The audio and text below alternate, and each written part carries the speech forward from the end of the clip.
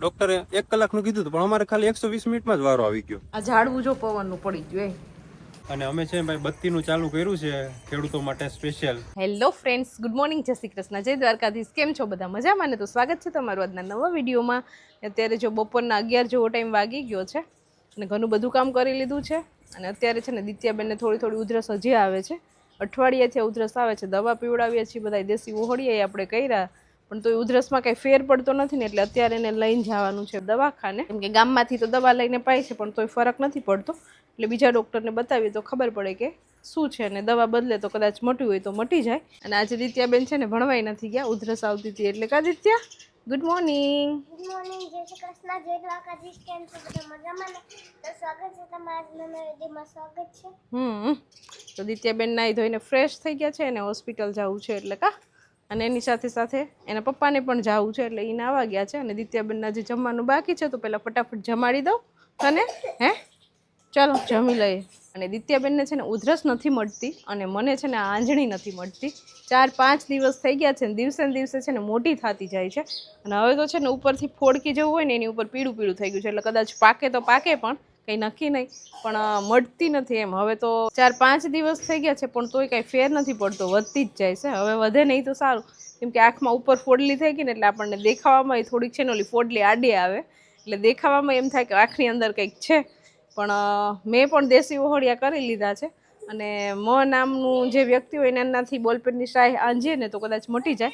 પણ એમ કે રવિવારે ને મંગળવારે આંજવાની હોય, તો હવે પાછો રવિવાર આવશે ને ત્યારે આપણે શાહી આંજી લેશું. અને અત્યારે છે ને વાડામાં ગાયો માટે જે ચારો વાવ્યો હતો ને આપણે ખેતરમાં, એ આવ્યો છે ટ્રેક્ટર ભરાઈને. એટલે મમ્મી પપ્પા વાડામાં છે, ચારો છે ને એ વ્યવસ્થિત ગોઠવવાનો છે, કેમ કે પછી આખું વરસ આપણે ગાયોને ખાવા પીવાનું તો આપવું જ પડે. એટલે એ બધું અત્યારે કાર્યક્રમ ખેતરનો ચાલુ છે. અત્યારે નરેશ પણ રેડી થઈ ગયા છે હોસ્પિટલ જવા માટે. અને અત્યારે દિત્યા અને નરેશ બે જ જાય છે, હું નથી જતી એની સાથે.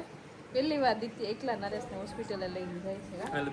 છેટેની હોસ્પિટલ ગામના દવાખાને તો લઈ જતો હોય છે. હા, મોટી થઈ ગઈ છે તો ચાલે. હા, મનાવી લીધી છે. બાકી ત્યાં જઈને પછી કંઈ હોય તો નહીં, આપણે ખાલી ખોટું બોર થવું પડે. એક જણું જઈને બતાવી આવે તોય ચાલે, કે એટલી બધી સિરિયસ બીમારી છે નહીં કે બધાને જવું પડે. તો માની ગઈ છે એટલે વાંધો નથી. આગળ ફટાફટ કલાકમાં બતાવીને આવી જશે પાછા ઘરે, ટ્રાફિક નહીં હોય તો. અને 1 વાગ્યા સુધી જ દવાખાનું ખુલ્લું હોય, અને અત્યારે ઘરે 12 વાગી ગયા છે. એટલે પેશન્ટ હોય ને ત્યાં સુધી રહે ડૉક્ટર એમ. ચલો દિત્યાબેન, તો આપણે રેડી છે ને? એટલે કઈ વાંધો નથી, ખાલી છે ને ઉધરસ આવે છે. ગઈકાલે મેં તમને કીધું હતું કે ઘીમાં થોડુંક લવિંગ બોઇલ કરી અને એ દેવાથી છે ને ઘણો ફરક પડી ગયો હતો. જે ઇન્સ્ટન્ટ ફરક પડી ગયો હતો, જે ઉધરસ કન્ટિન્યુ આવતી હતી ને એમાં ફરક પડી ગયો હતો. કાંદી ત્યાં પણ થોડીક 2-3 કલાક પછી ફરીથી પાછી આવવાની શરૂ થઈ, એટલે અમે કીધું કે એકવાર ડોક્ટરને પણ દેખાડી લઈએ. અમારી પાસે દવા તો છે, પણ હું કે એકવાર બતાવી પણ લઈએ એમ. ચાલો લાવો. ડોક્ટરને કેજો જે થતું હોય દિત્યાને બધું. ઓકે, રેકોર્ડ કરી દે વિડીયો, એટલે અમે વર્ણન કરજો ન્યા જઈને. રેકોર્ડ કરી દે વિડીયો રેકોર્ડ કરી દે, અમે દેખાડી દેશું. વિડીયો ન જોતો, ઈ લાઈવ માં જ બધાને મળે છે. ઓ ચાલો, વાંધો નહીં, હમણાં આગળ દિત્યા કહી જશે. દિત્યાને જે થતું હોય ને, દિત્યા ડોક્ટરને કહેજે કે મને આમ થાય એમ. ઓકે. નરેશ અને દિત્યા વહી ગયા છે હોસ્પિટલે જવા માટે. અને યુગભાઈ છે ને એ પણ આજે ભણવા નથી ગયા. કેમ યુગ આજ ભણવા નથી ગયો? તાવ આવ્યો. યુગ એમ કે છે કે મને તાવ આવ્યો, પણ યુગના મોઢા ઉપરથી તો નથી લાગતું કે તને તાવ આવ્યો હોય એવું. તાવ આવ્યો. હે, એ ભણવા ન જવું પડે એટલે ખાલી ખોટા બાના નથી કરતો ને? નહીં, તો તાવ આવ્યો. તો તાવ તો છે નહીં અત્યારે. પાછો માથું જરા ગરમ છે, એટલું તો મારું માથું ગરમ છે.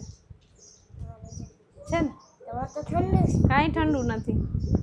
એટલે અત્યારે છે ને વાતાવરણ એટલું ખરાબ છે, ઋતુ ચેન્જ થઈ અને પાછું આ બધું ખાવા પીવાનું એવું આવી ગયું હોય ને, એટલે લગભગ માણસો ઘરે બીમાર છે. શરદી ઉધરસ તાવના વાહરા છે બધે. કા તમારા ઘરમાં બધા બીમાર છે ને? બધા, મારી મમ્મી, મારો ભાઈ.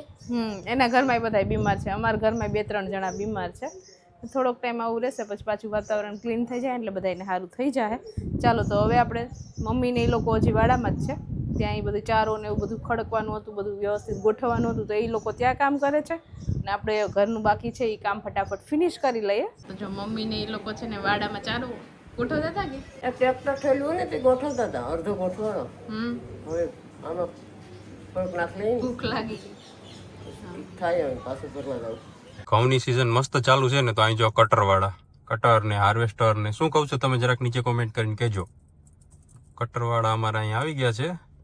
દિત્યા એને કટર ને હાર્વેસ્ટર ને એવું બધું કહેવાય છે, જોઈ લે દેખાય ને.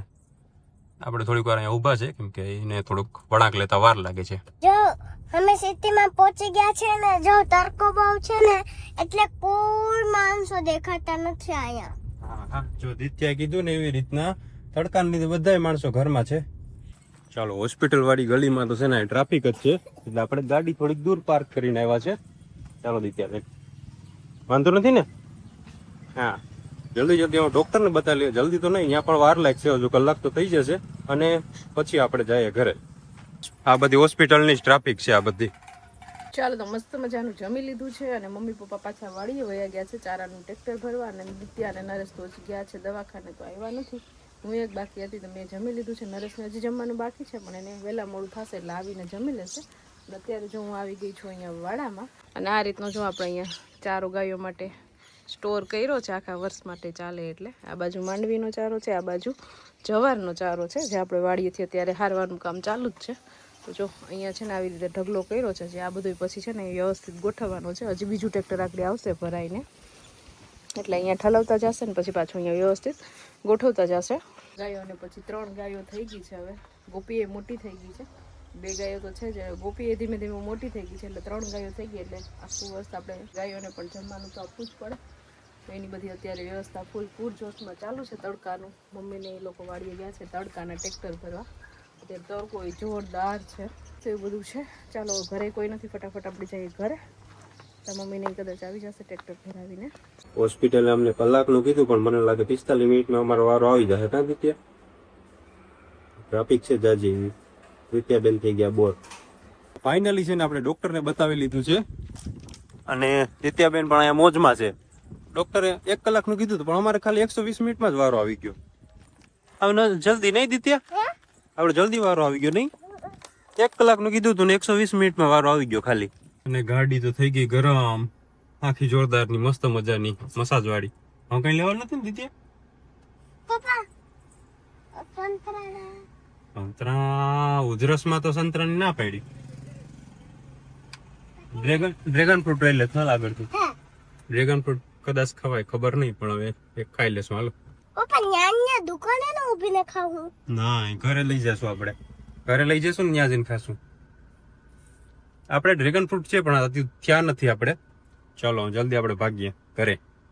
જમવાનું મારે તો બાકી છે, દિત્યા જમીને આવી. ચલો તો દિત્યાબેન માટે છે ને અહીંથી આપણે ફ્રૂટ પણ લઈ લીધા છે. ફ્રૂટમાં આપણે એક ડ્રેગન ફ્રૂટ લીધું છે ને એક તરબૂચ લીધું છે. થોડું ખાશું, વાંધો નહીં. સરસ તરબૂચ તો કદાચ નહીં ખવાતું હોય દિત્યા, એ ખવાતું હશે. આપણે પૂછવું નહીં ડોક્ટરને. એક લીધું ને તો એક હાલ છે, એક સુધી વાંધો નહીં. ડોક્ટર વિડિયો જોતા હશે ને તો ડોક્ટર ના પાડે છે. હા, ડોક્ટર જો વિડીયો જોશે ને નીચે કોમેન્ટ કરીને કહી દેજો. ફાઇનલી અત્યારે 2:30 વાગે ઘરે આવ્યા છે દવાખાનેથી દિત્યાબેન. 2 કલાક થઈ. ટ્રાફિક હશે ને? બીજો વારો અમારો હતો. બીજો જ? હા, તો છેલ્લેથી છેલ્લેથી જ હોય ને. તમે અહીંથી એન્ડ ટાઈમે તો ગયા હતા. શું કીધું દિત્યાબેન ડોક્ટરે? ભરીને દવા આપી કે? 3 શું 3? દવા આ ઝાડવું જો પવનનું પડી ગયું, એ ત્રાસું થઈ ગયું દિત્યા. ઓ દિત્યાનામાં તો તાકાત આવી ગઈ લાગે દવાખાને જઈને. દવા પીધા પહેલા હે દિત્યા, બહુ તાકાત આવી ગયો તારામાં. શું લાવ્યા છો આમાં? હા હા, ડ્રેગન ફ્રૂટ.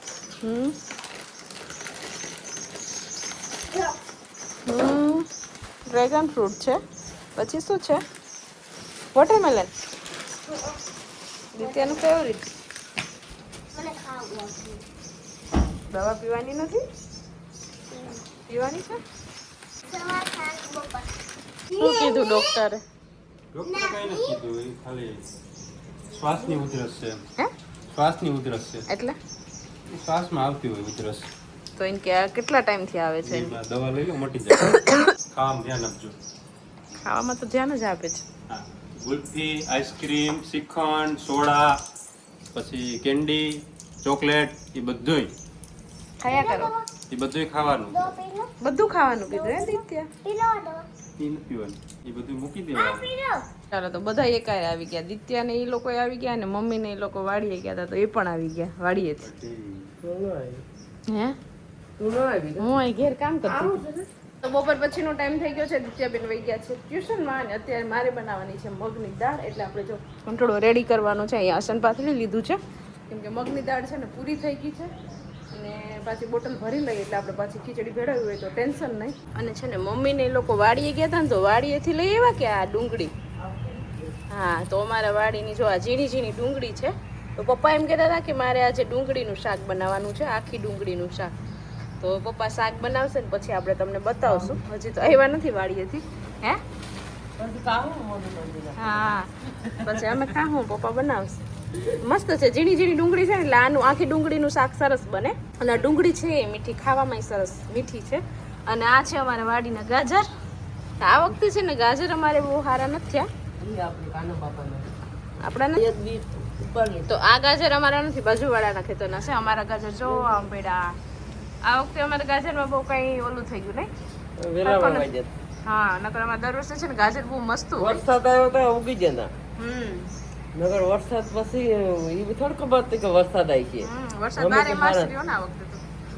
હાલશે આપણે આજુબાજુવાળાના ખેતરના ખાઈ લેવું. આ મસ્ત મીઠા છે ગાજર. અને આ છે ભૂલી દીધી.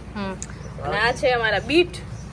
કેટલા કિલ્લાનું હોય છે, મોટું બધું છે. જો આપણે એક હાથમાં હમાતું નથી. આપણે આની પહેલા તમને વાડીએ બીટનો ક્યારો દેખાડ્યો તો પણ પાછું જવાનો વારો જ ન થયો. આપણે તો અવડાવડા બીટ થઈ ગયા આપણા ખેતરમાં. તો એક દિવસ આપણે બીટનો હલવો પણ બનાવીને ખાઈ લેશું. આ બધી વાડીને જો આવી ગયું છે ખાવા પીવાનું બધું. અને ગાયોને જો ટાઈમ થઈ ગયો છે દોવાનો. એનો ટાઈમ થાય એટલે પછી ગાયો ઊભી થઈ જ જાય. જલ્દી જલ્દી અમને દોઈ લ્યો હવે. ઉડાડી નાખે. જલ્દી મને ખાવાનું આપો એમ હોય ને, એને ભૂખ લાગી હોય ને નાસ્તો કરવો હોય એટલે.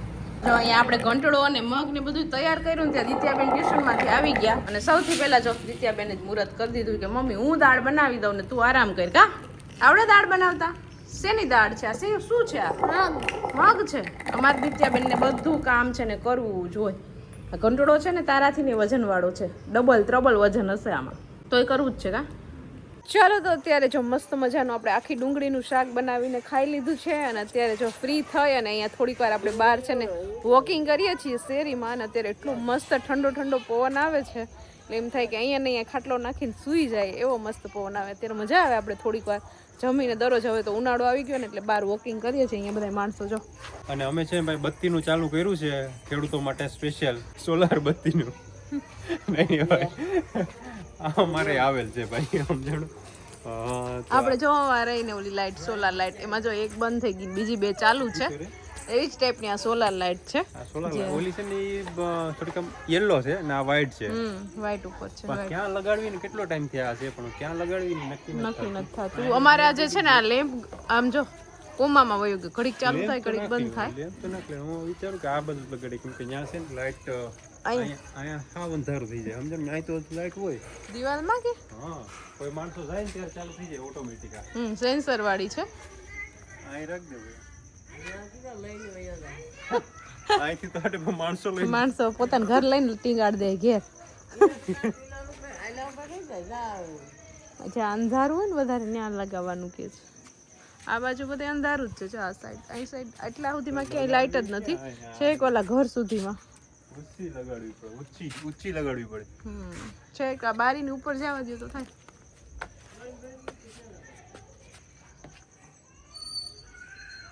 અહીંયા બરોબર અંજવાળું પડે.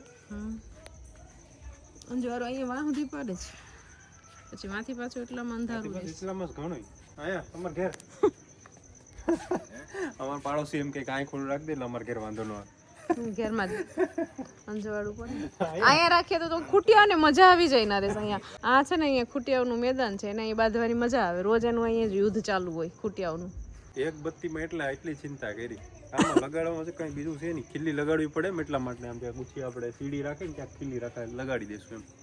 એટલે અહીંથી એટલા દિવાલમાં ક્યાંક લગાવી દેશું એટલે બધાયને હાલે, અંધારું ન પડે. આપણે અહીંયા તો જો કે આ બાજુ તો આપણે કઈ આવવાનું જ ન હોય, ચાલવાનું જ ન હોય આ સાઈડ. પણ કોઈ રસ્તા ઉપર નીકળતા હોય તો એને અંધારું ન પડે. બાકી તો અહીંયાથી વાં સુધી આપણે લાઈટ ચાલુ જ છે. આપણા ઘરે તો જો ફૂલ અંજવાળું છે અહીંયા એટલામાં. બાકી આ સાઈડ થોડુંક અંધારું છે. જો લાઈટ છે ને આપણે લગાડી છે ને તો સેન્સર વાળી છે, સોલાર વાળી સેન્સર વાળી. હમણાં ઓટોમેટિક ચાલુ થઈ જશે. હા જો ચાલુ થઈ ગઈ. દિત્યા ગઈ ને એટલે કઈ હલન ચલન થાય એટલે ચાલુ.